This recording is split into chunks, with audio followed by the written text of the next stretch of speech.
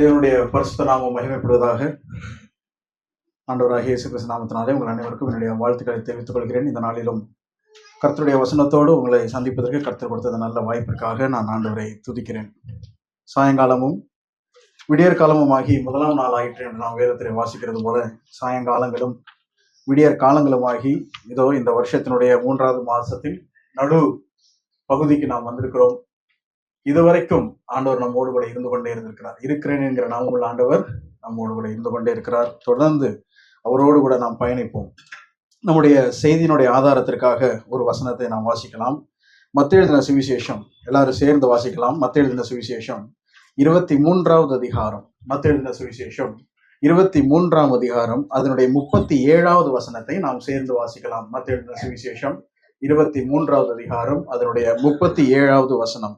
எருசலேமே எருசலேமே, தீர்க்கதரிசிகளை கொலை செய்து உன்னிடத்தில் அனுப்பப்பட்டவர்களை கல்லெறிகிறவளே, கோழி தன் குஞ்சுகளை தன் சிறகுகளின் கீழே கூட்டி சேர்த்து கொள்ளும் வண்ணமாக நான் எத்தனை தரமோ உன் பிள்ளைகளை கூட்டி சேர்த்து கொள்ள மனதாயிருந்தேன், உங்களுக்கோ மனதில்லாமற் போயிற்று.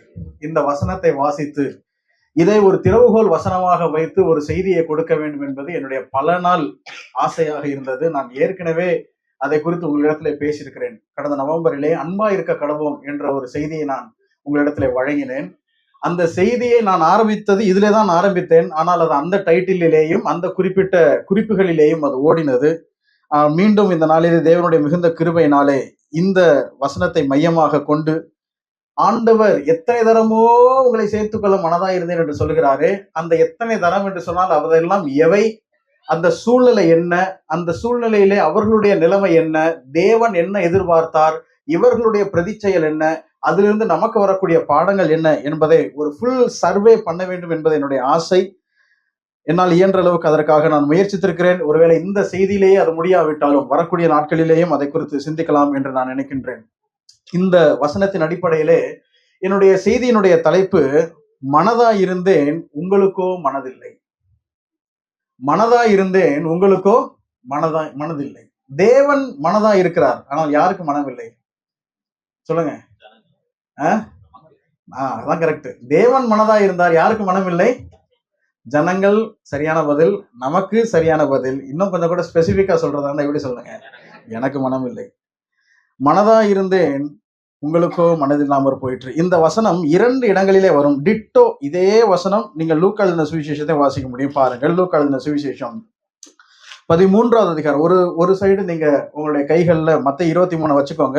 இன்னொரு சைடு அதே மாதிரி லூக்கா எழுதின சுவிசேஷம் 13வது அதிகாரத்துக்கு வாருங்கள். அதனுடைய 34வது வசனத்தை பாருங்கள். இதே வாசகம் ஒரு வின வாசிக்கின்றோம். எருசலேமே எருசலேமே, தீர்க்கதரிசிகளை கொலை செய்து உன்னிடத்தில் அனுப்பப்பட்டவர்களை கல்லெறிகிறவளே, கோழி தன் குஞ்சுகளை தன் சிறகுகளின் கீழே கூட்டி சேர்த்து கொள்ளும் வண்ணமாக நான் எத்தனை தரமோ உன் பிள்ளைகளை கூட்டி சேர்த்து கொள்ள மனதாயிருந்தேன், உங்களுக்கோ மனதில்லாமற் போயிற்று. 2 வசனங்களும் ஒரே எக்ஸாக்டா வெர்பாட்டிம் அப்படியே நீங்கள் வருகிறதை காண முடியும். நானும் கூட 2 நேரட்டிவ்ஸும் ஒரே குறிப்பிட்ட சம்பவத்தை தான் காட்டுகிறது என்று நான் நினைத்து கொண்டிருந்தேன். ஆனால் கொஞ்சம் கூர்ந்து கவனித்த பொழுதுதான் 2மே வெவ்வேறு சந்தர்ப்பங்களிலே சொல்லப்பட்டவை என்பதை நாம் புரிந்து கொண்டோம்.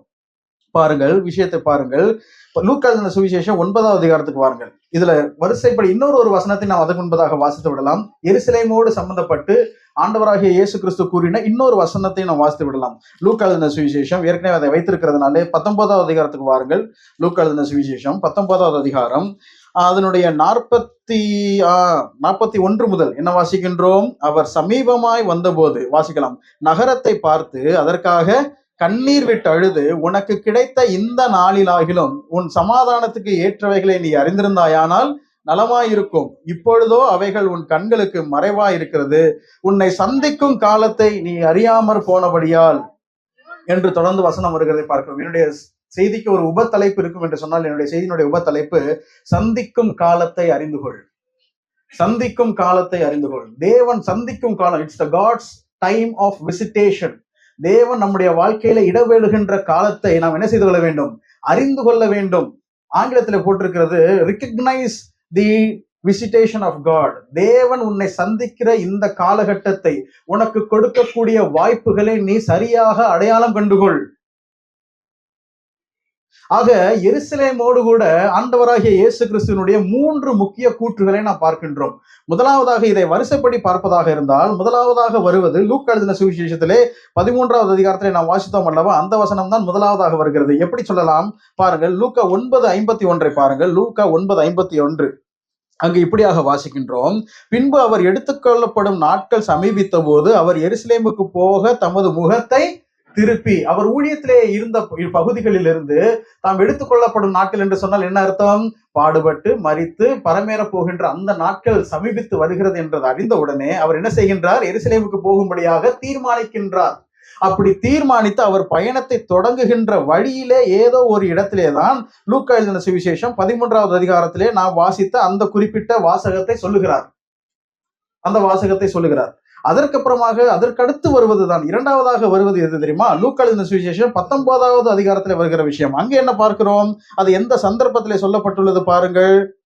நீங்கள் 19வது அதிகாரத்திலே பார்த்தீர்கள் என்று சொன்னால் 36வது வசனத்திலே, அவர் போகையில் அவர்கள் தங்கள் வஸ்திரங்களை வழியிலே விரித்தார்கள். அதாவது ஆண்டவர் அந்த குருத்தோலை ஞாயிறு, அதான் அவருடைய இந்த உலக வாழ்க்கையில் இருந்தக்கூடிய கடைசி வாரம், அதை பேஷன் வீக் என்று சொல்வார்கள்.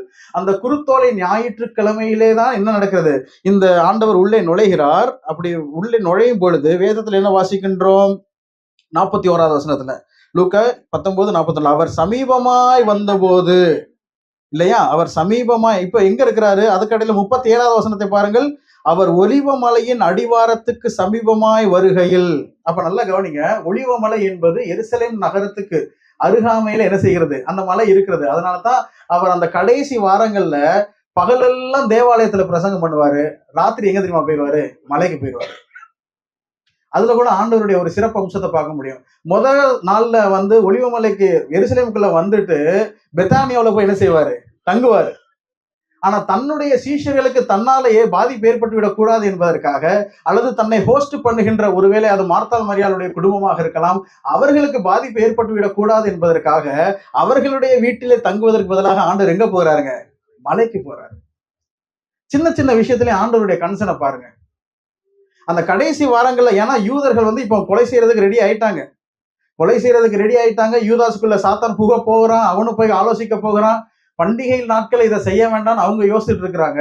இப்படிப்பட்ட சந்தர்ப்பத்துல பகலெல்லாம் தேவாலயத்துல பிரசங்கம் பண்றாரு. முதல் நாள் ராத்திரி எங்க போறாருங்க? பெத்தானியாவுக்கு போறாரு. அதுக்கு அடுத்த நாட்கள் அவர் என்ன செய்யல? பெத்தானியாவுக்கு போகவில்லை, ஒலிவமலைக்கு போறாரு. யாருக்கும் தன்னால் என்ன செய்யக்கூடாதுங்க? டிஸ்டர்பன்ஸ் ஆகக்கூடாதுங்கிறத யோசிக்கிறாரு. சோ யோசிச்சுட்டு அப்போ ஒலிவமலைக்கு சமீபமாய் வந்த போதுதான் இந்த வாசகத்தை சொல்றாரு. என்ன சொல்றாரு?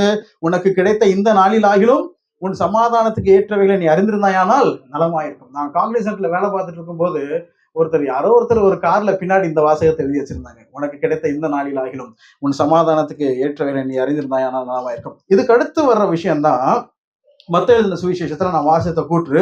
அது எந்த சந்தர்ப்பத்தில் வருகிறது என்பதை கொஞ்சம் பார்த்து விடலாம். பாருங்கள், மத்தேயு எழுதின சுவிசேஷத்துல எந்த அதிகாரத்துல நம்ம வாசிச்சோம்? ஏற்கனவே அதை தான் திறவுகோல் வசனமாக சொன்னேன். 23வது அதிகாரத்துல வாசிச்சோம் இல்லையா? அப்போ 23வது அதிகாரத்துல, அதுக்கு முன்னாடி என்ன நடக்கிறது பாருங்க. 21வது அதிகாரத்துக்கு வாருங்கள்.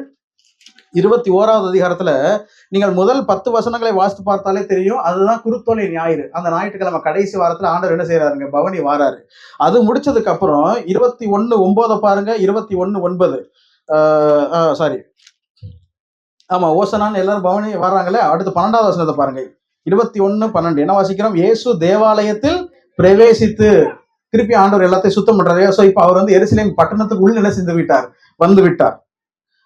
வந்துட்டு அந்த உள்ள இருக்கும்போது தேவாலயத்துக்கு உள்ள இருந்து கொண்டு சொன்ன வார்த்தை தான் மத்தேயு எழுதின சுவிசேஷம் 23வது அதிகாரத்துல 37வது வசனத்துல வர்ற வசனம். அதனாலதான் 24:1 எப்படி வாசிக்கிறோம்? 24 மத்தேயு 24:1 எப்படி ஸ்டார்ட் ஆகுது? இயேசு தேவாலயத்தை விட்டு புறப்பட்டு போகையில். நல்ல கவனிங்க. அப்போ 3 சந்தர்ப்பங்களில் ஆண்டவராகிய இயேசு கிறிஸ்து எருசலேமோடு கூட இடைபடுகிறார். 3 சந்தர்ப்பங்களில். முதலாவது சந்தர்ப்பம் எது? லூக்கா எழுதின சுவிசேஷம் 13வது அதிகாரம். இரண்டாவது சந்தர்ப்பம் லூக்கா எழுதின சுவிசேஷம் 19வது அதிகாரம். மூன்றாவது சந்தர்ப்பம் மத்தேயு எழுதின சுவிசேஷம் 23வது அதிகாரம். இந்த 3 சந்தர்ப்பங்களும் வெவ்வேறு. முதல் சந்திப்பு கடைசி வாரத்துக்கு சில நாட்களுக்கு முன் அல்லது சில மாதங்களுக்கு முன் எருசலேமுக்கு போகின்ற வழியில். இரண்டாவது விஷயம் எருசலேமுக்கு நுழைவதற்கு முன்பதாக அந்த கடைசி வாரத்துல. மூணாவது விஷயம், ஆண்டவர் எப்ப பேசுறாருங்க? தேவாலயத்துக்குள் இருந்து கொண்டு என்ன செய்கின்றார்? பேசிக் கொண்டிருக்கிறார். இடம் எங்கே? எருசலேமுக்கு போகும் வழியில், எருசலேமுக்கு அருகில், ஒலிவமலைய அடிவாரத்தில், எருசலேமுக்குள் அல்லது தேவாலயத்துக்குள் ஆண்டவர் அழுகிறார். ஆண்டவர் எச்சரிக்கிறார். முதலாவது எச்சரித்து பார்க்கிறார். நகரத்தை பார்த்து இரண்டாவதாக என்ன செய்கிறார்? கண்ணீர் விட்டு அழுகிறார். மூன்றாவதாக ஆண்டவர் ஒரு பெரிய புலம்பலையே பாடுகிறார். ஆண்டவருடைய அன்பை கொஞ்சம் பாருங்கள். ஆண்டவர் எருசலேமே எருசலேமே, ஆண்டவர் எத்தனை தரமோ அதை பத்தி சொல்லும்போது என்ன வார்த்தை சொல்லுகிறார்? எருசலேமே எருசலேமே. அடுத்து என்ன வாசிக்கிறோம்? தீர்க்கதரிசிகளை கொலை செய்து உன்னிடத்தில் அனுப்பப்பட்டுகிறவரே, கல்லறிகிறவளே. எருசலேமுக்கு ஒரு அடைமொழி கொடுக்கிறதாக இருந்தால் என்ன ஒரு அடைமொழி ஆண்டவர் கடைசியில கொடுக்க வேண்டியதாக இருந்தது? கல்லறிகிறவள். யாரை கல்லறிகிறவள்? தேவனுடைய வார்த்தைகளை அறிவிக்கிறவர்களை கல்லறிகிறவர்கள். அவர்கள் உண்மையிலே அதைத்தான் என்ன செய்தார்கள். அதனால்தான் ஆண்டவர் சொல்லும்போது சொல்றாரு, ஆபேல்ல இருந்து சகரியா வரைக்கும் நீங்கள் யார் என்ன செய்தீர்கள்? விட்டு வைத்தீர்கள். அது ஒருவேளை எருசலேமை பத்தி சொன்னாலும் ஒரு வகையில ஆண்டவர் ஃபுல் ஹியூமனிட்டியை கொண்டு வரார். ஆபேல்ல இருந்து எந்த ஒரு நீதிமானையும் நீங்க என்ன செய்யறது இல்லைங்க? அக்செப்ட் பண்ணிக்கிறதே இல்லை.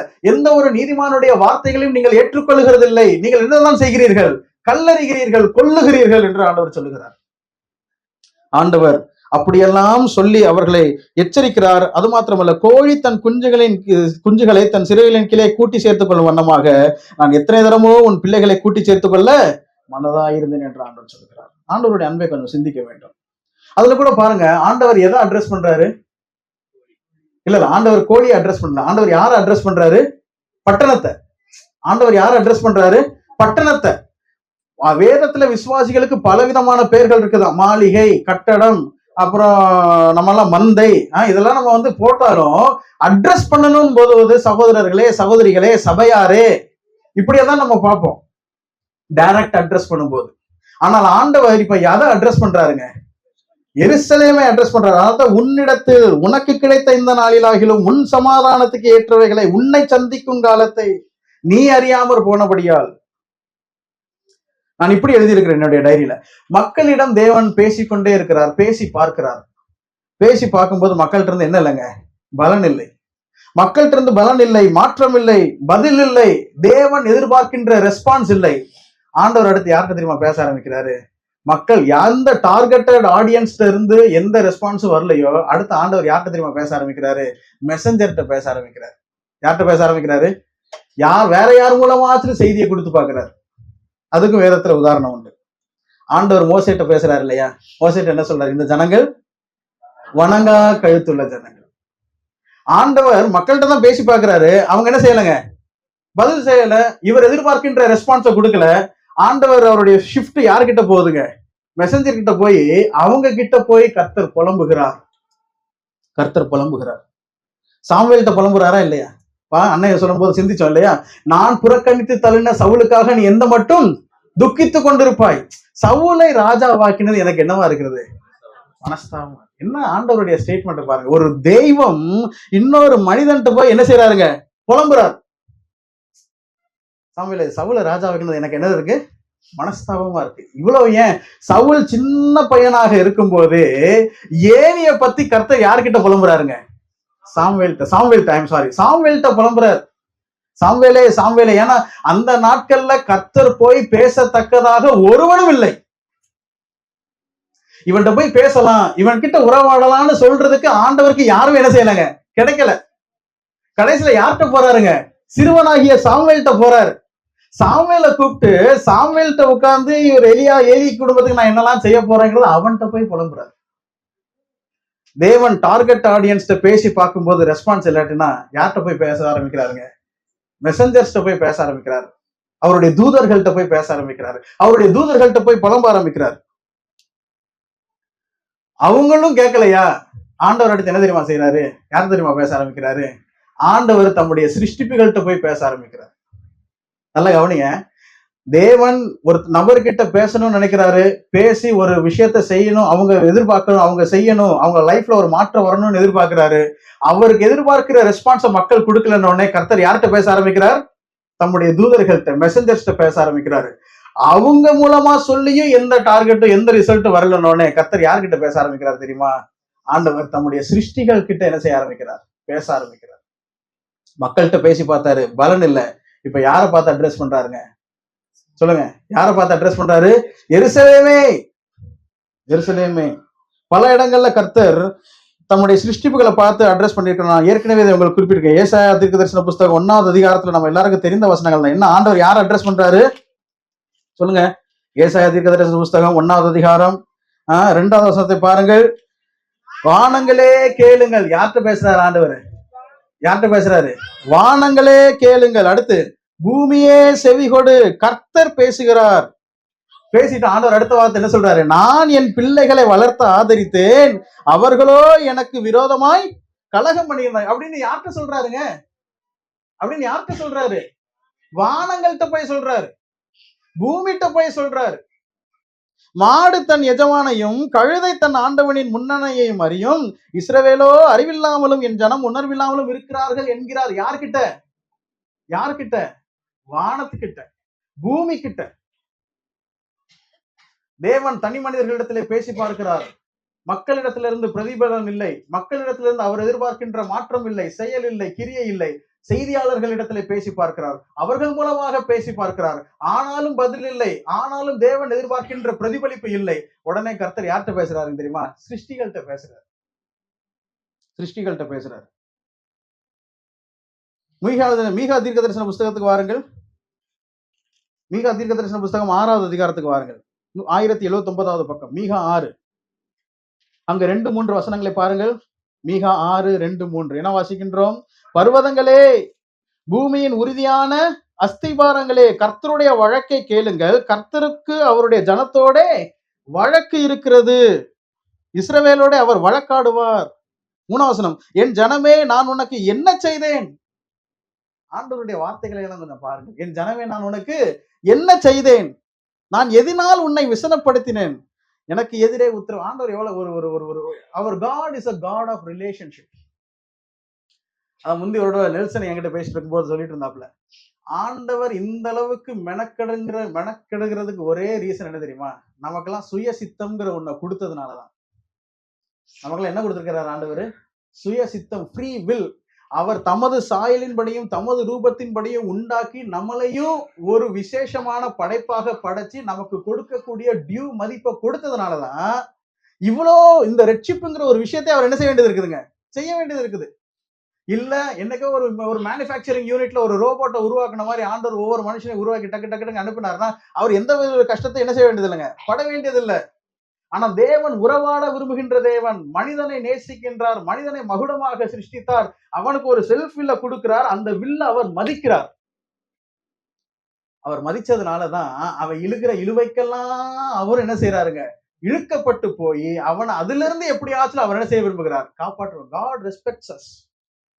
மனிதனை மதிக்கிற ஆண்டவர், மனிதனை நேசிக்கின்ற ஆண்டவர், மனிதனை நேசிக்கின்ற ஆண்டவர். ஆண்டவர் அந்த அளவுக்கு நம்மளை நேசிக்கிறார். அவர் நினைச்சிருந்தா அழிச்சிட்டு போயிருக்கலாம். எவ்வளவு ஒரு தெய்வம். இன்னைக்கு காலையில வரிசையா ஆண்டவருடைய பண்புகள் எல்லாம் இன்னைக்கு பார்த்தோம். நானே கர்த்தர், அவர் எப்படிப்பட்ட தேவன் என்பதை பல வசனங்களினோடாக பார்த்திருக்கிறோம். ஆனால் அந்த ஆண்டவர் இங்கே பார்த்து மக்களிடத்துல கேட்கிறார், என் ஜனமே நான் உனக்கு என்ன செய்தேன்? நான் உனக்கு என்ன செய்தேன்? நான் எதனால் உன்னை விசனப்படுத்தினேன்? ஆண்டவர் இதை கேட்க வேண்டுமோ? ஆண்டவர் இதை கேட்க வேண்டுமோ? நான் என்ன விசனப்படுத்தினேன்? ஆண்டவருடைய அன்பு, ஆண்டவருடைய இந்த உணர்வு மாத்திரம் ஒவ்வொரு தம்பதிகளுக்குள் இருந்து விட்டால், அப்படிதான் ஆண்டவர் சொல்றாரு, கிறிஸ்து சபையை போஷித்து காப்பாற்றுகிறது போல என்று நாம் வாசிக்கிறோமே, கிறிஸ்துவை போல ஒவ்வொரு வாழ்க்கை துணையும் தன்னுடைய வாழ்க்கை துணையை நேசிக்க ஆரம்பித்து விட்டால், கிறிஸ்துவை போல ஒவ்வொரு தனி மனிதனும் தன்னொரு தனி மனிதனை நேசிக்க ஆரம்பித்து விட்டால், நான் உங்களிடத்தில் அன்பு கூறுவது போல நீங்களும் ஒருவரில் ஒருவர் என்ன இருங்கள்? அன்பாயிருங்கள் என்று சொல்கிறது போல எல்லாரும் செய்ய ஆரம்பித்து விட்டால் காரியங்கள் எத்தனை அழகாக மாறிவிடும், எத்தனை அழகாக மாறிவிடும். நான் உங்களுக்கு சொல்லுகிறேன், தேவன் மனிதர்களிடத்திலே பேசி பார்க்கிறார், பிரதிபலன் இல்லை, ரிசல்ட் இல்லை, ரெஸ்பான்ஸ் இல்லை. யார்கிட்ட பேசுறார்? செய்தியாளர்களிடத்துல பேசுகிறார், மெசஞ்சர்ஸ்ட பேசுகிறார், அவர்கள் மூலமாக பேசி பார்க்கிறார், ஆனாலும் பதில் இல்லை. ஆண்டவர் யார்கிட்ட பேசுறாருங்க? சிருஷ்டிகள்கிட்ட பேசுகிறார். சிருஷ்டிகள்கிட்டையும் பேசி பலன் இல்லைன்னா சில நேரம் ஆண்டவர் என்ன தெரியுமா செய்யறாரு? அடுத்து அவருடைய கட்டம், தனக்குள்ளே என்ன செய்கிறார்? புலம்புகிறார். இதை நீங்கள் கவனித்திருக்கிறீர்களா? ஆண்டவர் சில நேரங்களிலே தனக்குள்ள என்ன செய்கிறார்? புலம்புகிறார். அந்த புலம்பல எங்க கேட்டிருக்கீங்க? சொல்லுங்க. ஆதியாகமத்துல முதல்ல ஆண்டவர் தனக்குள்ளே புலம்புகிறதை பாருங்கள். ஆதியாகமத்தின் புஸ்தகம் 6வது அதிகாரம். ஆதியாகமத்தின் புஸ்தகம் 6வது அதிகாரம் 7வது வசனம். 6வது வசனத்திலிருந்தே இல்ல 5லிருந்தே வாசிக்கலாம். எல்லாரும் வாசிக்கலாம். என்ன வாசிக்கின்றோம்? மனுஷனுடைய அக்கிரமம் பூமியிலே பெருகினது என்றும் அவன் இருதயத்தின் நினைவுகளின் தோற்றமெல்லாம் நித்தமும் பொல்லாதது என்றும் கர்த்தர் கண்டு தாம் பூமியிலே மனுஷனை உண்டாக்கினதற்காக கர்த்தர் மனஸ்தாபப்பட்டார். அது அவருடைய இருதயத்துக்கு, ஆண்டவருடைய ஹார்ட் வாஸ் சோ broken. அவருடைய இதயம் உடைஞ்சு போச்சு. இத்தனைக்கும் மனுஷன் குலம் தாண்டி ஒரு 10 சந்ததி கூட என்ன செய்யலாங்க, போகல. அதுக்குள்ள அவருடைய வாழ்க்கை, அவருடைய அக்கிரமம், அவருடைய இருதயத்தின் நினைவுகளினுடைய தோற்றம் எல்லாம் நித்தமும் பொல்லாததா இருக்கிறத கண்ட உடனே அவர் மனுஷன் உண்டாக்குனதாக வசனமா இருந்தது. 7வது வசனத்தை என்ன வாசிக்கின்றோம்? அப்பொழுது கர்த்தர் என்று டயலாக் வருகிறதே, இது வேற யாரோ ஒரு ஆடியன்ஸுக்கு கர்த்தர் என்ன செய்யலாங்க, அட்ரஸ் பண்ணல, தனக்குத்தானே பேசிக்கொள்கிறார். அப்பொழுது கர்த்தர் என்ன வாசிக்கிறோம்? நான் சிருஷ்டித்த மனுஷனை பூமியின் வைக்காமல் மனுஷன் முதற்கொண்டு மிருகங்களும் ஊரும் பிராணிகள் ஆகாயத்து பறவைகள் பரியந்தமும் உண்டாயிருக்கிறவைகளை நிற்கிற மனுவே, நான் அவர்களை உண்டாக்கினது எனக்கு மனஸ்தாபமா இருக்கிறது என்றார். யாருக்கிட்ட? தனக்குத்தானே. தனக்குத்தானே தனக்குத்தானே தனக்குள்ளேயே புலம்புகின்ற ஆண்டவர்.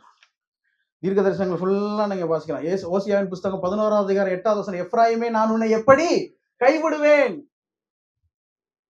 எப்படி உன்னை செபோயிமை போல ஆக்குவேன்? எப்படி உன்னை ஆத்மாவை போல் ஆக்குவேன்? எரேமியா 31வது அதிகாரம் 20வது வசனம். நம்ம அனைவரும் ஏராளமான முறை வாசித்த வசனங்கள், தியானித்த வசனங்கள். இருந்தாலும் அந்த வசனங்களை வாசித்து விடலாம். ஓசியா 11வது அதிகாரத்தையும் வாசித்து விடுகிறேன், ரெக்கார்ட்ல அது இருக்கட்டும். ஓசியா 11வது அதிகாரம் 8வது வசனம் என்ன வாசிக்கின்றோம்? எப்ராயிமே, நான் உன்னை எப்படி கைவிடுவேன்? இஸ்ரவேலே, நான் உன்னை எப்படி ஒப்பு கொடுப்பேன்? நான் உன்னை எப்படி ஆத்மாவை போலாக்குவேன்? உன்னை எப்படி செபோயிமை போல வைப்பேன்?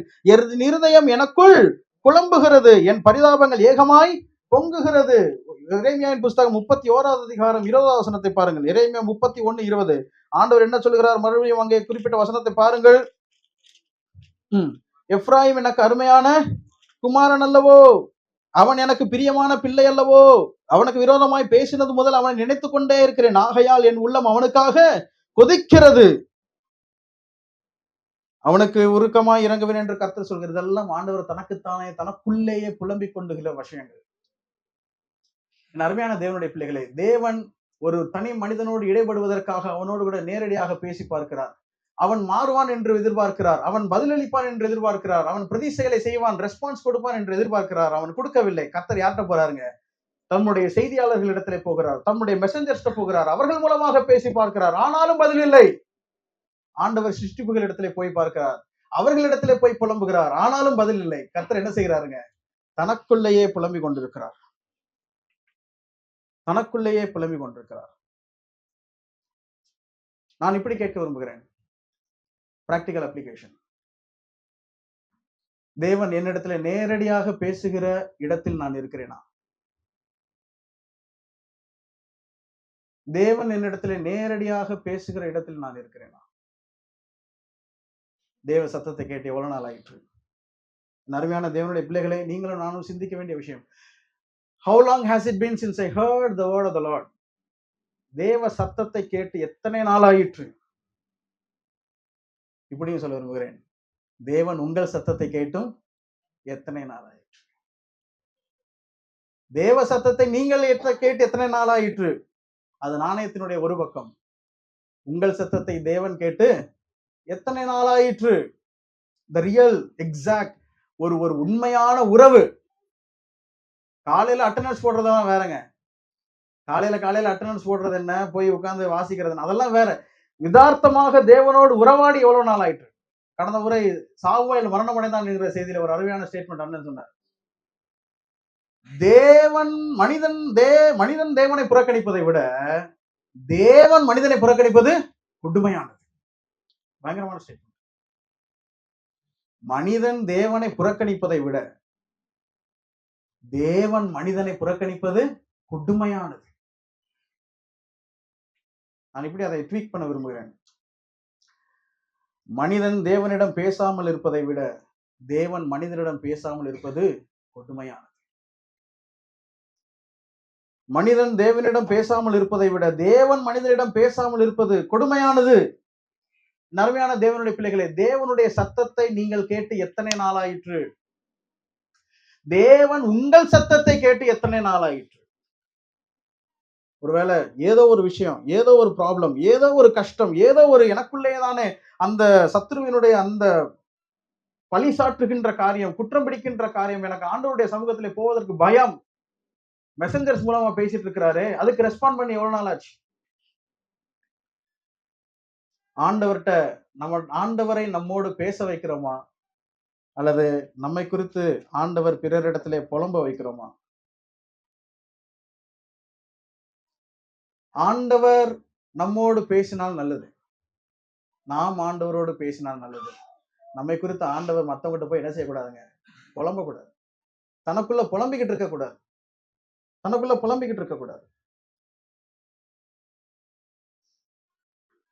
தேவ சத்தம் கேட்டு எவ்வளவு நாள் ஆயிற்று? யோசித்து பார்ப்போம்.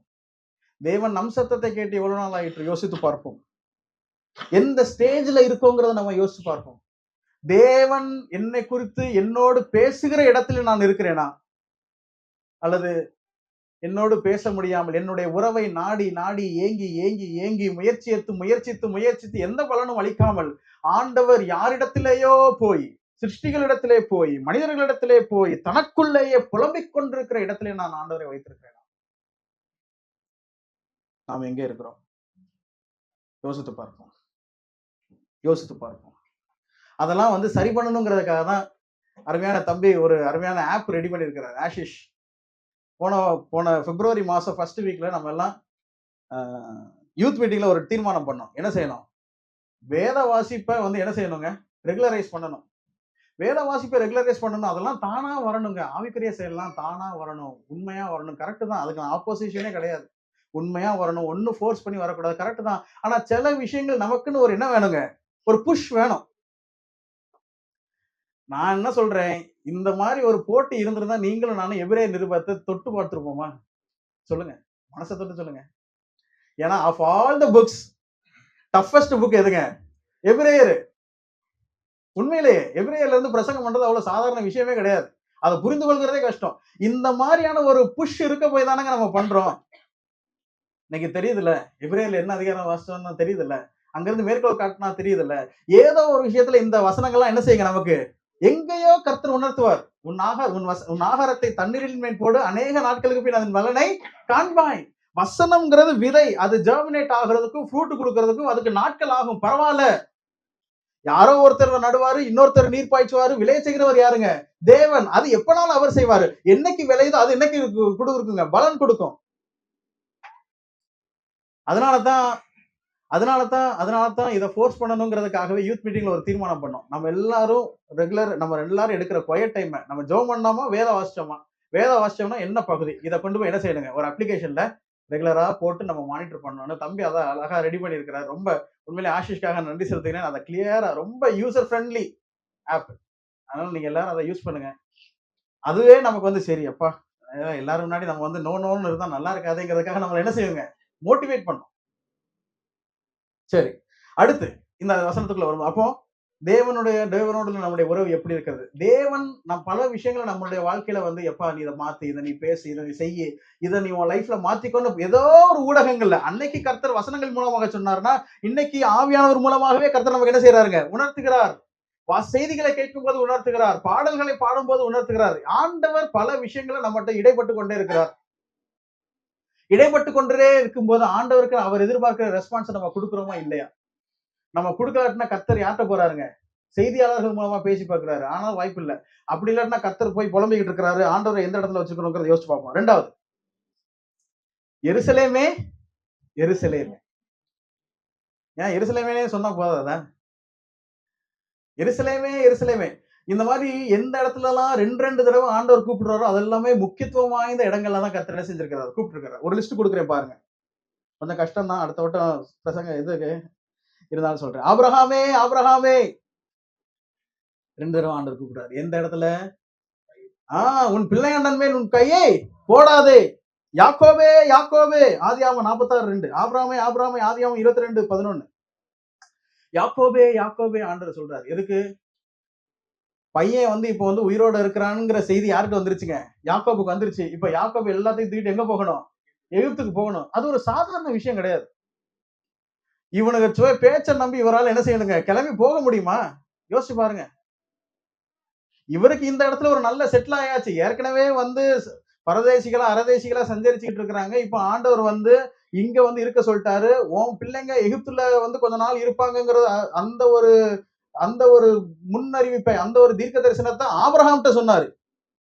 ஒருவேளை வார்த்தைகள் மூலமா அவங்க எல்லாம் கடத்தி இருக்கலாம். ஆனா இந்த சந்தர்ப்பம் தானா, இப்ப போகலாமா கூடாதா இதெல்லாம் தெரியாது. பயந்துட்டு இருக்கிறாரு, போறதா வேண்டாமான்னு. கர்த்தர் என்ன செய்யறாருங்க? தரிசனமாகி, யாக்கோபே யாக்கோபே, நீ பயப்படாத, நீ என்ன செய், போ.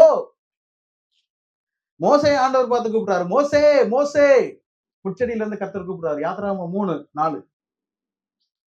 எங்க எகிப்துல போய் இஸ்ரேல ஜனங்களை என்ன செய்யணும்? மீட்டுட்டு வரணும். இனிஷியலா ரெஃப்யூஸ் பண்ணாரு. ஆனா அவர் என்ன செஞ்சாருங்க? போனாரு. 1 சாமுவேல் 3:10, சாமுவேலே சாமுவேலே. சின்ன பையன் சாமுவேல்ட்ட கர்த்தர் கூப்பிட்டு பேசுறாரு. என்ன பேசுறாரு? இதுதான் நடக்க போகுது ஏலி குடும்பத்துக்கு. அடுத்த நாள் காலையில ஏலி கேட்கிறாரு, என்ன ஆண்டவர் என்ன சொன்னாரு கேட்கிறாரு. இவர் என்ன செய்யறாருங்க? விஷயத்த சொல்றாரு. இந்த எல்லா சந்தர்ப்பங்களையும் நீங்க பாத்தீங்கன்னா பிவிட்டல் மூமெண்ட்ஸ், முக்கிய தருணங்கள். அந்த முக்கிய தருணங்களிலே தேவனுடைய வார்த்தைக்கும் வெளிப்பாட்டுக்கும் ஈடு கொடுப்பது அத்தனை எளிதல்ல. ஆனால் அவர்கள் எல்லாருமே பாசிட்டிவ் ரெஸ்பான்ஸ் கொடுத்தார்கள். கையை போடாதே போடாமல் இருந்தார். யாக்கோபே போ, போனார். மோசே மோசே போ, போனார். சாமுவேலே சாமுவேலே, இதுதான் நடக்க போகுது சொல்லு, சொன்னார்.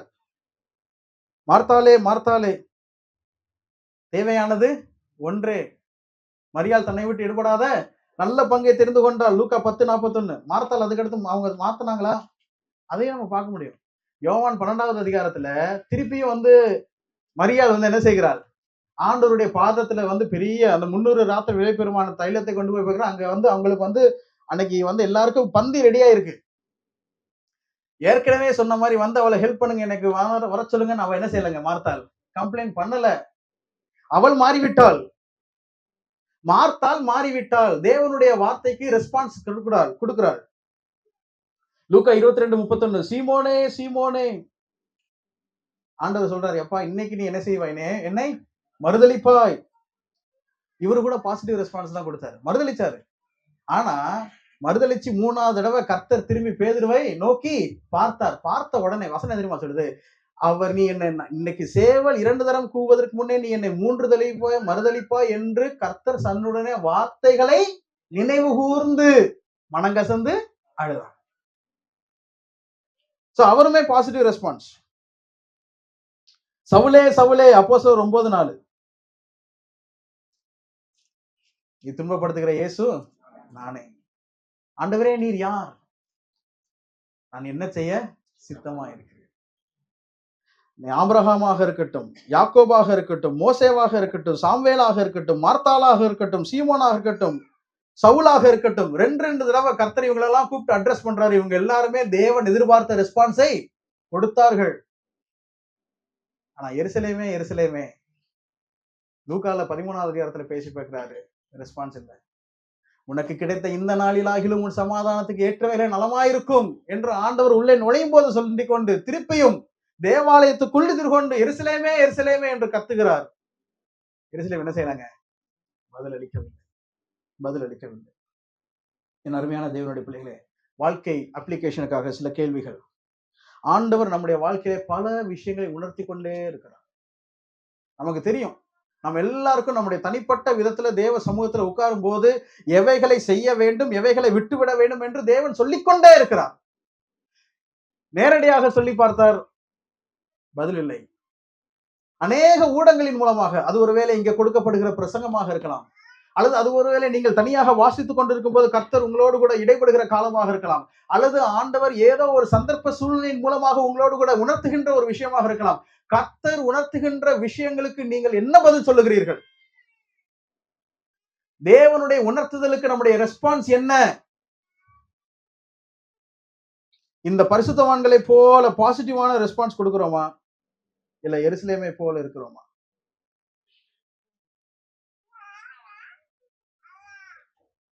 எருசலேமை போல இருக்கிறோமா? தேவன் எதிர்பார்க்கின்ற செய்திகளை செய்கிறோமா? இல்ல எந்த ரெஸ்பான்ஸும் கொடுக்காம இருக்கிறோமா? ரெஸ்பான்ஸ் கொடுத்தா கர்த்தர் என்ன செய்யறாருங்க? சந்தோஷப்படுவார். ரெஸ்பான்ஸ் கொடுக்கலன்னா கர்த்தர் என்ன செய்வாருங்க? புலம்புவார். ஆண்டவரை சந்தோஷப்படுத்துகிறோமா? ஆண்டவரை புலம்ப வைக்கிறோமா? ஆண்டவரை புலம்ப வைக்கிறோமா? ஆவியை அவித்து போடாதிருங்கள். உங்களுக்குள் முத்திரையாக கொடுக்கப்பட்ட பரிசுத்த ஆவியை நீங்க என்ன செய்யாதீங்க? துக்கப்படுத்தாதீங்க. ஆண்டவர் உள்ளுக்குள்ள இருந்து இன்ட்யூஷன்ல பேசிக்கிட்டே இருக்கிறாரு. மெல்லிய சத்தத்துல பேசிக்கிட்டே இருக்கிறாரு. எத்தனை தடவை அமுக்கி வச்சுக்கிட்டு இருக்கிறோம்? ஆண்டவருடைய வார்த்தைகளுக்கு நம்முடைய ரெஸ்பான்ஸ் என்ன? அருமையான சகோதர சகோதரிகளே, இது கேட்டுக்கொள்ள வேண்டிய விஷயம். இந்த ஒரு குறிப்பிட்ட வாசகம், செய்தி நாம் கேட்கின்ற எல்லா செய்திகளுக்கும் பொருத்தம். ஒவ்வொரு ஊடகத்தின் மூலமாக கர்த்தர் பேச பேச how is our response? How is our response? அது எரிசல் மத்தவங்களெல்லாம் ரெண்டு தடவை, ஒரே தடவை தான் 2 தடவை பேச சொல்லி கூப்பிட்டாரு. மோசே மோசே, யாக்கோபே யாக்கோபே, ஆபிரகாமே ஆபிரகாமே, ரெஸ்பான்ஸ் வந்துருச்சு. ஆனா எருசலேமை பொறுத்த மட்டும் எருசலேமே எருசலேமேன்னு 2 தடவை கூப்பிட்டு பாக்குறாரு. ஆனா 2 தடவை என்ன இல்லைங்க? ரெஸ்பான்ஸ் ரெஸ்பான்ஸ் இல்லை. சரி, எத்தனை தரமோன்னு சொல்றாருல்ல, எத்தனை தரமோ, எத்தனை தரம்னா எத்தனை தரம்? ஒரு சின்ன சர்வே எடுத்து பார்ப்போம். ஒவ்வொரு சந்தர்ப்பமா இப்பதான் நம்மளுடைய ஸ்டடிக்குள்ள போக போறோம். எருசலேம் அப்படிங்கிற அந்த பட்டணம், அதனுடைய ஸ்டார்டிங் சாலேம். சாலேம்னாலே நமக்கு அடுத்து யார் வர ஞாபகம் வர வேண்டியதுங்க? மெல்கிசதேக். மெல்கிசதேக். அப்போ சாலேம்னு இருந்துச்சு. அதுக்கப்புறம் தான் அது வந்து எபூசியர் இருந்த எபூசியர் ஆண்டு கொண்ட அல்லது அவருடைய ஆளுகைக்குள்ளாக இருந்த அந்த ஒரு பட்டணம் பின்னாட்கள் அது என்னவாக மாறினதுங்க? எருசலேமாக மாறினது. தாவீது வந்து அந்த இடத்தை தலைநகர் ஆக்குறார்.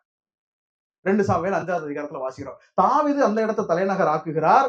தாவீது தலைநகர் ஆக்கின உடனே அது வந்து ராஜா ஒரு அரசவைக்கு அது முக்கியமான இடமாய் மாறிடுச்சு. பின்னாட்கள்ல சாலமோன் அங்க என்னத்தை கட்டுறாருங்க?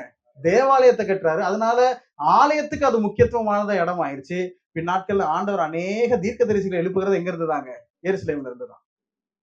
அப்போ ஆண்டவருடைய ஆண்டவருடைய பார்வையில எருசலேம் ஒரு முக்கிய அம்சமாக மாறுகிறது. நம்ம கிட்டத்தட்ட 1 ராஜாக்கள் இருந்து தான் நம்ம வாசிக்க முடியும். கொஞ்சம் வேகமாக ஒரு சந்தர்ப்பத்தை மாத்திரம் நான் சொல்ல விரும்புகிறேன். அதோடு இந்த நாளினுடைய செய்தி நான் முடிக்க விரும்புகிறேன். என்னோடு கூட திருப்பிக் கொள்ளுங்க. 1 ராஜாக்களின் புஸ்தகம் 9வது அதிகாரம். 1 ராஜாக்களின் புஸ்தகம் 9வது அதிகாரம் அதனுடைய 3வது வசனத்தை பாருங்கள். கர்த்தர் அவனை நோக்கி, அதாவது கர்த்தர் சாலமோனை நோக்கி, நீ என் சமூகத்தில் செய்த உன் விண்ணப்பத்தையும் உன் வேண்டுதலையும் கேட்டேன். நீ கட்டின இந்த ஆலயத்தில் என் நாமம் என்றைக்கும் விளங்கத்தக்கதாக அதை பரிசுத்தமாக்கினேன். என் கண்களும் என் இருதயமும் என்னாலும் அங்கே இருக்கும். ஆண்டவரே, உம்ம கண்களும் உம்ம இருதயம் என்னாலும் இங்கே இருக்கணும்னு அதுக்கு முந்தின அதிகாரத்தில் ஜெபம் பண்ணாரு சாலமோன். தேவாலயத்தை திறந்து வைக்கிறாரு, மகிமை நிரப்புது. சாலமோன் ஒரு பெரிய பிரேயர் பண்றாரு. 1 ராஜாக்கள் 8வது அதிகாரத்துல 1 ராஜாக்கள் 8வது அதிகாரத்துல 22வது வசனத்தை பாத்தீங்கன்னா, பின்பு சாலமோன் கர்த்தருடைய பலிபீடத்திற்கு முன் இஸ்ரவேலின் சபையார் எல்லாருக்கும் எதிராக நின்று வானத்துக்கு நேராய் தன் கைகளை விரித்துன்னு வாசிக்கிறோம்ல. அங்கிருந்து பிரேயர் ஸ்டார்ட் ஆகி 54வது வசனத்துல முடியுது. 54வது வசனத்துல முடியுது. 29வது வசனத்துல அவர் என்ன பிரேயர் பண்றாரு? 1 ராஜாக்கள் 8:29 உமது அடியேன் இவ்விடத்தில் செய்யும் விண்ணப்பத்தை கேட்கும்படி என்னுடைய நாமம் விளங்கும் என்று நீர் சொன்ன ஸ்தலமாகிய இந்த ஆலயத்தின் மேல் உம்முடைய கண்கள் இரவும் பகலும் இருப்பதாக சொன்னார்ல. 9வது அதிகாரத்துல ஆண்டவர் அதுக்கு பதில் சொல்றாரு, சரி நீ சொன்னபடியே நான் என்ன செய்யறேன். எப்படி ஆலயத்தின் மேல என் நாமம் விளங்கும்படியாக இதை நான் தெரிந்து கொண்டேன்னு சொல்றாரோ, இதே வாசகத்தை தான் ஆண்டவர் எருசலேம் பட்டணத்துக்கு என்ன செய்கிறார் சொல்லுகிறார். 1 ராஜாக்களின் புஸ்தகம் 11வது அதிகாரத்துக்கு வாருங்கள். 1 ராஜாக்களின் புஸ்தகம் 11வது அதிகாரம் 13வது வசனத்தை பாருங்கள். ஆனாலும் ராஜ்யம் முழுவதையும் நான் பிடுங்காமல் என் தாசனாகிய தாவீது நிமித்தமும், அடுத்த வார்த்தை என்னது? நான் தெரிந்து கொண்ட எருசலேமின் நிமித்தமும். அடுத்து 36வது வசனத்தை பாருங்கள். என் நாமம் விளங்கும்படிக்கு நான் தெரிந்து கொண்ட நகரமாகிய எருசலேமில். நல்லா கவனிங்க. ஆண்டவரே, உம்முடைய நாமம் விளங்கத்தக்கதாக இந்த ஆலயத்தின் மேல உம்முடைய கண்கள் எப்போது இருக்கணும்னு ஜெபம் பண்றாரு. எதுக்கு? உம்முடைய நாமம் விளங்கத்தக்கதாக. இதே பிரேஸ் தான் எதுக்கும் பொருந்ததுங்க? எருசலேமுக்கும் பொருந்தது. அப்போ என்ன அர்த்தம்? ஆண்டவருடைய பார்வையில தேவாலயம் எந்த அளவுக்கு முக்கியமாக இருந்ததோ அதே மாதிரி முக்கியமாக இருந்தது எதுங்க? எருசலேம் பட்டணம். தேவன் மகிமையா இருந்தார். ஆனா இந்த எருசலேம் பட்டணத்துல நல்லா கவனிங்க, எருசலேம் ஸ்டார்ட் ஆகுறதே ஒரு ராஜதானியாக ஸ்டார்ட் ஆகுது, ஒரு கேபிட்டல் சிட்டியாக ஸ்டார்ட் ஆகுது. It was a capital city, it was a temple city. தேவாலயம் அங்கதான் என்ன செஞ்சிருச்சுங்க, வந்துருச்சு. யாருனாலும் இப்ப எருசலேமுக்கு தான் வரணும். அப்போ அப்படிப்பட்ட ஒரு நல்ல ஸ்பிரிச்சுவல் ஹை ரிகார்ட்ல எருசலேம் ஸ்டார்ட் ஆகுது. ஆனா அப்படி ஸ்டார்ட் ஆகி நாளடைவில் எருசலேம் எப்படி மாறுது பாருங்க. 14வது அதிகாரத்துக்கு பாருங்க. எருசலேம் 14வது அதிகாரம் 1 ராஜாக்கள் 14வது அதிகாரம் 21வது வசனத்தை பாருங்கள். என்ன வாசிக்கிறோம்? 1 ராஜாக்கள் 14:21. சாலமோனின் குமாரனாகிய ரெகோபயாம் யூதாவிலே ராஜ்யபாரம் பண்ணினான். ரெகோபயாம் ராஜாவாகிற போது 41 வயதாயிருந்து கர்த்தர் தம்முடைய நாமம் விளங்கும்படி கர்த்தர் தம்முடைய நாமம் விளங்கும்படி இஸ்ரவேல் கோத்திரங்களிலெல்லாம் தெரிந்து கொண்ட நகரமாகிய எருசலேமில் 17 வருஷம் ராஜபாரம் பண்ணினான். அம்மோன் ஜாதி ஆகிய அவனுடைய தாயின் பேர் நாமால் அப்படின்னு சொல்லிட்டு 22 வசனத்துல தான் அவனுடைய பாவங்கள் சொல்லப்படும். 22 கடைசி என்ன வாசிக்கின்றோம்? எரிச்சலை மூட்டினார்கள். 23 கடைசியில் என்ன வாசிக்கிறோம்? விக்கிரகங்களை தங்களுக்கு உண்டாக்கினார்கள். 24 என்ன வாசிக்கிறோம்? லட்சையான புணர்ச்சிக்காரர் இருந்தார்கள். 24 கடைசியில் என்ன வாசிக்கிறோம்? அருவருப்புகளின் படியெல்லாம் செய்தார். அப்ப இதெல்லாம் இஸ்ரவேலினுடைய பாவம். நல்லா கவனிங்க. சாலமோனுடைய மகன் யாருங்க? ரெகோபயாம் காலத்திலே எருசலேம் எப்படி போயிடுச்சுங்க? மோசமா போயிடுச்சு. இங்க இருந்துதான் ஒவ்வொரு தடவையும் கர்த்தர் என்ன செய்ய ஆரம்பிக்கிறாருங்க? சேர்த்து கொள்ள மனதா இருந்து முயற்சி எடுத்துக்கிட்டே இருக்கிறார். இந்த அளவுக்கு மோசமா ஏங்க, தேவாலயம் இருக்குது, தேவாலயத்துல பெருசா ஜபம்லாம் பண்ணியாச்சு. முதல் தேவாலயம் கரெக்டா? அதுக்கு முன்னாடி வரைக்கும் ஆசரிப்பு கூடாரம், அதுக்கப்புறம் சீலோவுல கொஞ்ச நாள் தேவனுடைய பெட்டி இருந்துச்சு, அதனால அது ஒரு முக்கிய ஸ்தலமாக மாறிச்சு. ஆனா இப்போ ஆண்டவர் ஒரு தேவாலயம் கட்டியாச்சு, பெரிய பலி செலுத்தப்படுது, தேவனுடைய மகிமை நிரம்பிச்சு. ஆனா அந்த எருசலேம்ல பாவம் வந்துருச்சு. ஏங்க இந்த பாவம் வந்துச்சு? ஏன் இந்த பாவம்? அந்த இடத்துல ஒரு குறிப்பிட்ட வசனம் வாசிக்க. 21வது அதிகாரத்துல கடைசி வசனம் என்ன வாசிச்சோம்? 21 வசனத்துல 1 ராஜாக்கள் 14:21 கடைசியில என்ன வாசிச்சோம்? அம்மோன் ஜாதியாகி அவனுடைய தாயின் பேர். நான் உங்களுக்கு ஒரு விஷயத்த சொல்ல போகிறேன், முக்கியமான விஷயம். சாலமோன் தேவாலயத்தை கட்டினார். சாலமோன் தேவாலயத்திலே கரங்களை விரித்து கொண்டு தேவனோடு பேசினார். ஆனா அதே சாலமோன் தான் இந்த எருசலேமுக்குள்ள பாவம் வர்றதுக்கு என்னதுங்க காரணம்?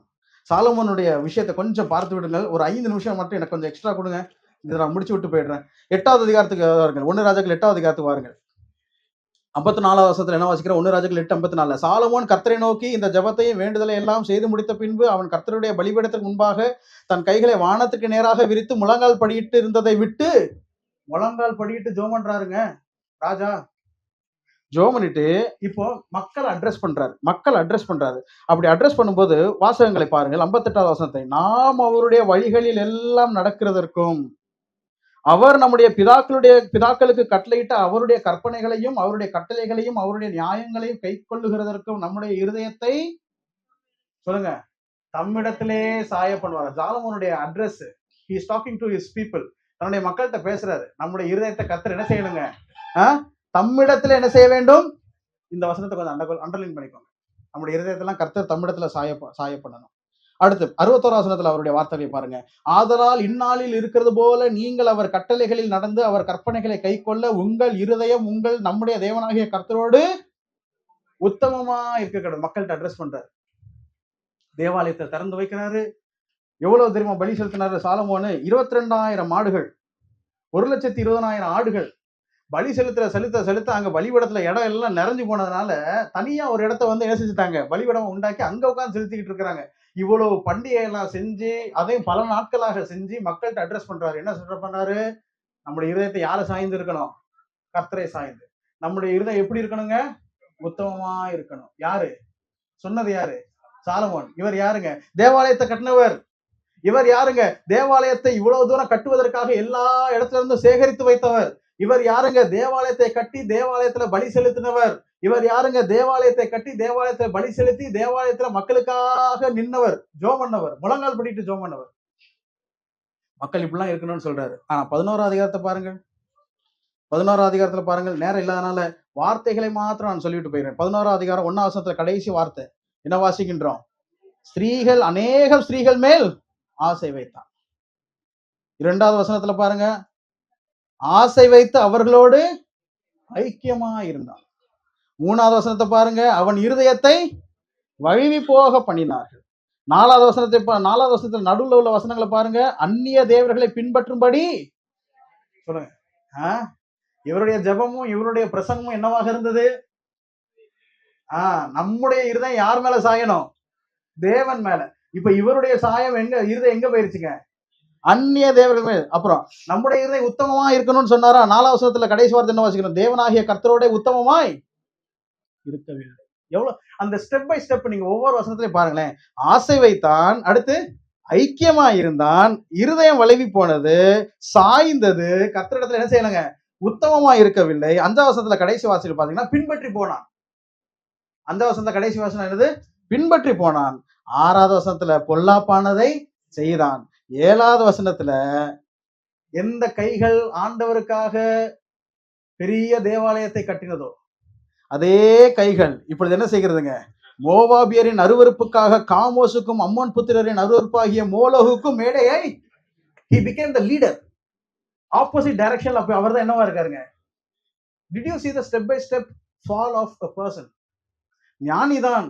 தேவன் நீ எனக்கு உகந்ததை நீ கேட்டன்னு கர்த்தர் என்ன செய்யறாருங்க? கேட்டு மெச்சிக்கொண்டு நீ கேட்காத ஐஸ்வர்யத்தையும் நான் உனக்கு தாரேன்னு சொல்றாரு. ஆசை வைத்தான், அப்புறம் ஐக்கியப்பட்டான், இருதயம் வலிவி போனது, அந்நிய தேவர்களோட சாய்ந்தான், உத்தமமா இருக்கவில்லை, பொல்லாப்பானதை செய்தான். இப்போ என்ன ஆயிடுச்சு தெரியுமா? பின்பற்றினவன் he was a follower. Now he is becoming the lead. என்ன செய்யறாருங்க? மேடையை கட்டுறாரு. இப்பதான் நான் பாயிண்ட்டுக்கு வரேன். நல்ல கவனிங்க. முதலாக எருசலேம் தவறுவதற்கு, அல்லது எத்தனை தரமோ உன்னை சேர்த்துக்கொள்ள மனதாயிருந்தேன்னு சொன்னார்ல, அந்த சேர்த்துக்கொள்ள மனதாயிருந்தேன் எருசலேமை சொன்னாலும் அதுல முதலாக தவறாக இருந்தது யார் தெரியுமா? எருசலேமினுடைய தலைவனாகிய ராஜாவாகிய சாலமோன்.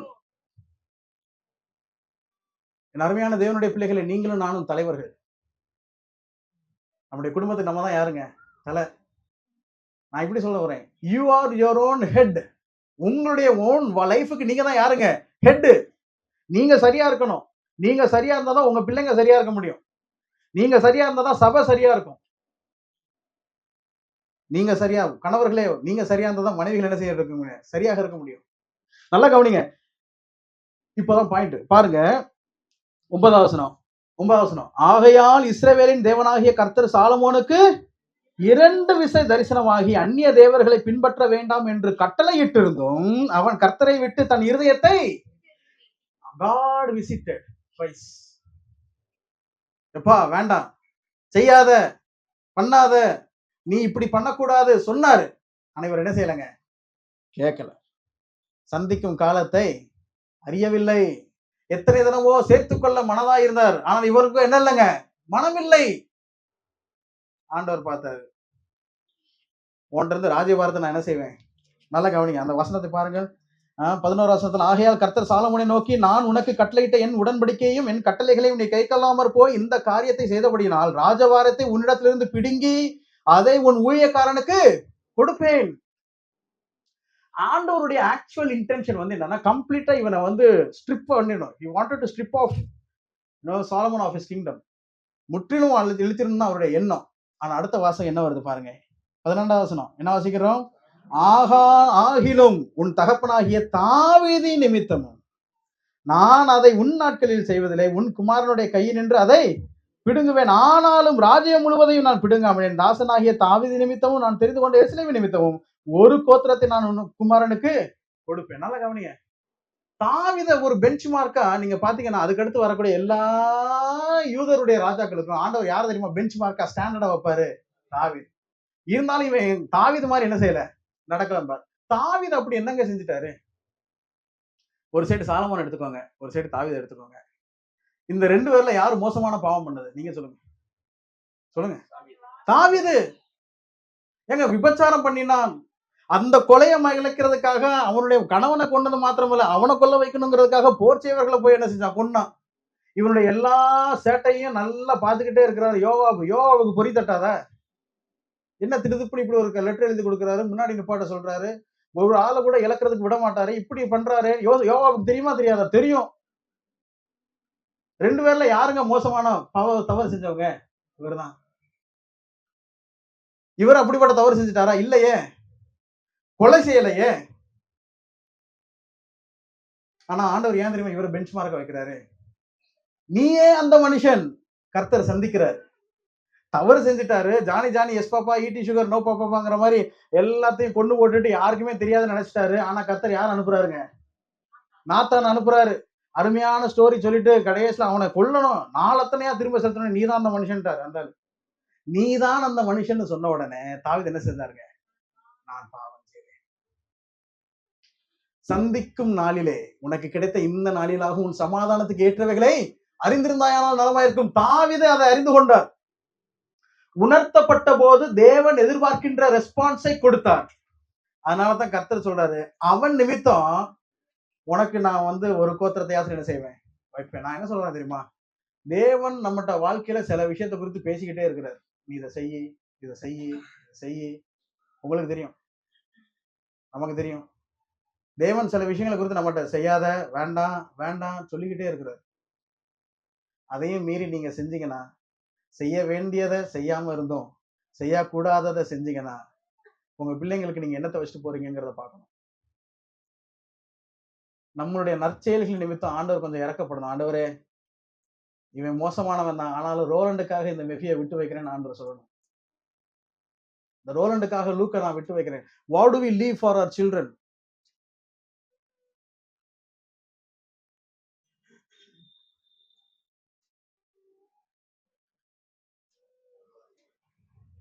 தாவீது ஆண்டவர் பேசுறாரு, ரெஸ்பான்ஸ் எதிர்பார்க்கிறாரு. உடனே பாவம் செய்தேன்.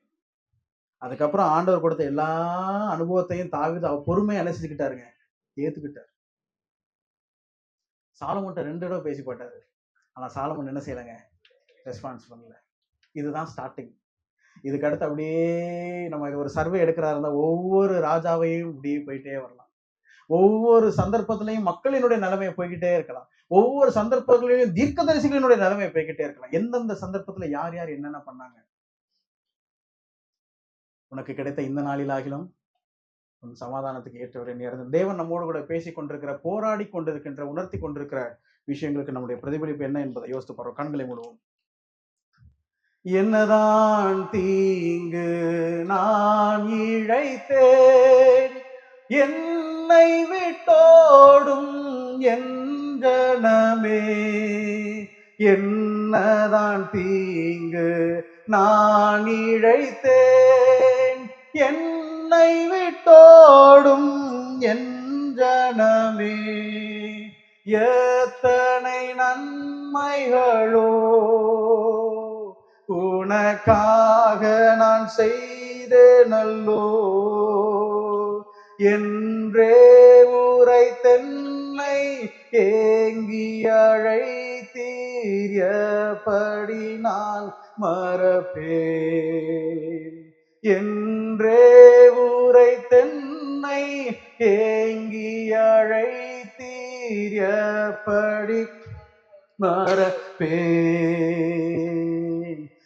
அழைத்தீரே இயேசுவே, அன்போடே என்னை அழைத்தீரே, ஆண்டவர் சேவையிலே மரிப்பேனே, ஆயத்தமானே என் தேவே, ஆண்டவர் சேவையிலே மரிப்பேனே, ஆயத்தமானே என் தேவே, அழைத்தீரே.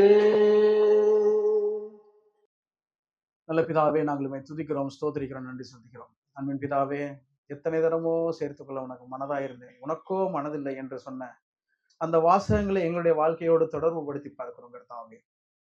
அன்பின் ஆண்டவரே, கர்த்தாவே, எருசலேமை நீர் எத்தனையாய் நேசித்தீர். உம்முடைய அன்பிற்காக ஸ்தோத்திரம். நீர் எங்களை அப்படியே விட்டு விடுகிற ஆண்டவர் அல்ல, உம்மால் முடிந்த மட்டும் எங்களோடு போராடுகிற ஆண்டவராய் இருக்கிறீர், அதற்காக ஸ்தோத்திரம். என் ஆவிய நித்தமும் மனுஷனோடு போராடுவதில்லை என்று ஆதியாகமத்தில் நீர் உமக்குள்ளே புலம்பிக் கொண்டாலும் தொடர்ந்து மானிடம் முழுவதும் நீர் போராடி கொண்டுதான் இருக்கிறீர், எங்களோடும் பேசி கொண்டுதான் இருக்கிறீர், அதற்காக ஸ்தோத்திரம். அன்பின் ஆண்டவரே, உம்முடைய சமூகத்தில் எங்களை நாங்கள் அர்ப்பணிக்கிறோம்.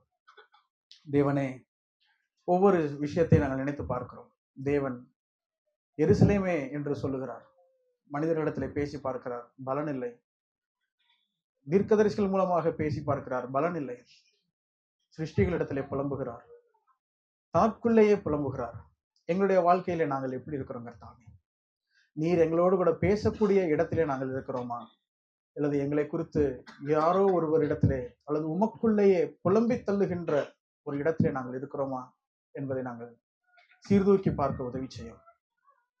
உம்மோடு பேச உதவி செய்யும். நீர் எங்களோடு கூட பேசும். உம்முடைய சத்தத்தை கேட்பதற்கு நேரம் ஒதுக்க உதவி செய்யும். உம்முடைய சத்தத்தை கேட்கத்தக்க தூரத்திலே நாங்கள் இருக்க எங்களுக்கு உதவி செய்யும். ஆண்டவரே, எருசலேமே எருசலேமே என்று கூப்பிடுகிறேன். வேதத்தில் இது போன்று நீர் அழைத்த பல சந்தர்ப்பங்களிலே பலரும் நீர் எதிர்பார்த்த பதிலை செய்தார்கள். ஆனால் எருசலேம் செய்யவில்லை. நாங்கள் எப்படி இருக்கிறோம் கர்த்தாவே? அநேக விஷயங்களை குறித்து எங்களோடு கூட பேசிக்கொண்டுதான் இருக்கிறேன், உணர்த்தி கொண்டுதான் இருக்கிறேன், பல விதங்களிலே இடைப்பட்டு கொண்டுதான் இருக்கிறேன். ஆனால் எங்களுடைய பிரதிபலிப்பு என்ன என்பது எங்களுக்கு தெரியும், உமக்கு தெரியும். ஆண்டவரே, உம்முடைய சமூகத்திலே எங்களை அர்ப்பணிக்கிறோம். நீர் எதிர்பார்க்கின்ற ரெஸ்பான்ஸை நாங்கள் கொடுக்க எங்களுக்கு உதவி செய்திட வேண்டும் என்று நாங்கள் ஜெபிக்கின்றோம். அன்பின் ஆண்டவரே, எருசலேமை எத்தனை தரமோ சேர்த்துக்கொள்ள மனதாக இருந்தேன். முதல் இன்சிடென்ட்டை நாங்கள் பார்த்தோம். ஆண்டவரே கர்த்தாவே, அங்கே எருசலேமிலே தேவன் வாசம் பண்ணினார், அதை தெரிந்து கொண்டார். உம்முடைய நாமம் விளங்கத்தக்கதாக உம்முடைய பார்வை அங்கே இருந்து கொண்டே இருந்தது. ஆனால் அதே எருசலேமிலே பாவம் பெருகினது. ஆண்டவரே, ஜனங்கள் சீர்கெட்டு போனார்கள். பிரஜாதிகளுக்குள்ளும் காணப்படாத மோசமான விஷயங்கள் நடந்தது.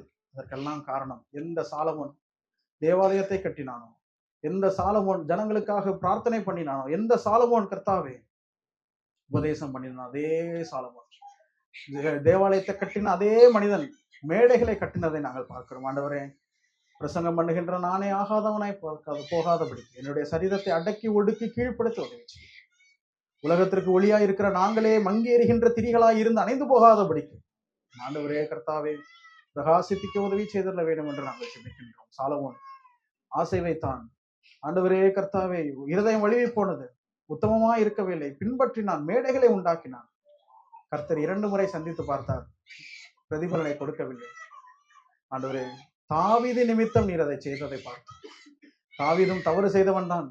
ஆனாலும் கர்த்தாவே, அவனுடைய ரெஸ்பான்ஸுக்காக நன்றி செலுத்துகின்றோம். எங்களுடைய வாழ்க்கையிலே ஆண்டவரே, சாலமோன் தன்னுடைய ஜெபத்திலே சொல்லுகிறது போல, பாவம் செய்யாத மனிதன் இல்லையே. நாங்கள் பாவம் செய்வது இயல்பு, ஆனால் அதிலிருந்து வெளிவருவது, மறைக்காமல் அறிக்கையிட்டு விட்டு விடுவது என்பதுதான் முக்கியம். நீர் எதிர்பார்க்கின்ற ரெஸ்பான்ஸை கொடுப்பதுதான் முக்கியம். ஆண்டவரே, எங்கள் ஒவ்வொருவருடைய வாழ்க்கையிலையும் தனிப்பட்ட விதத்திலே பல விஷயங்களையும் நீர் பேசிக்கொண்டே இருக்கிறீர். நீர் எதிர்பார்க்கின்ற ரெஸ்பான்ஸை நாங்கள் இதுவரையிலும் கொடுக்காமல் இருந்து விட்டோம், எங்களை மன்னியும். இனிமேலாகிலும் நீர் எதிர்பார்க்கின்ற செயல் எங்களுடைய வாழ்க்கையிலே காணப்பட உதவி செய்யும். இந்த பிரசங்கத்தின் மூலமாக நீர் எங்களை சந்தித்துக் கொண்டிருக்கிற இந்த நாட்களே ஆகிலும் நாங்கள் அடையாளம் கண்டுகொண்டு எங்களுடைய சமாதானத்துக்கு ஏற்றவர்களை அறிந்து செயல்பட்டால் நலமாயிருக்கும். அப்படி செய்ய உதவி செய்தோம். இப்படிப்பட்ட வார்த்தைகளை தந்ததற்கு ஸ்தோத்திரம். தொடர்ந்து தேவன் இடைபடுவீராக. மீதமுள்ள நேரத்தில் உடைய கிருபைகளோடு இருந்து வழிநடத்த வேண்டும் என்று எங்கள் ஆண்டவரும் எங்கள் இரட்சகரும் எங்கள் மீட்பருமாய் இருக்கிற இயேசு கிறிஸ்து மூலமாய் ஸ்தோத்திரத்தோடு உடைய சமூகத்தில் இந்த விண்ணப்பங்களை ஏறெடுத்து படிக்கிறோம். எங்கள் ஜீவன நல்ல பிதாவே, என் ஆத்துமாவே கர்த்தரை ஸ்தோத்ரி, முழுவதுமே அவருடைய பரிசுத்த நாமத்தை ஸ்தோத்ரி. என் ஆத்துமாவே கர்த்தரை ஸ்தோத்ரி. ஆமென். Praise the Lord.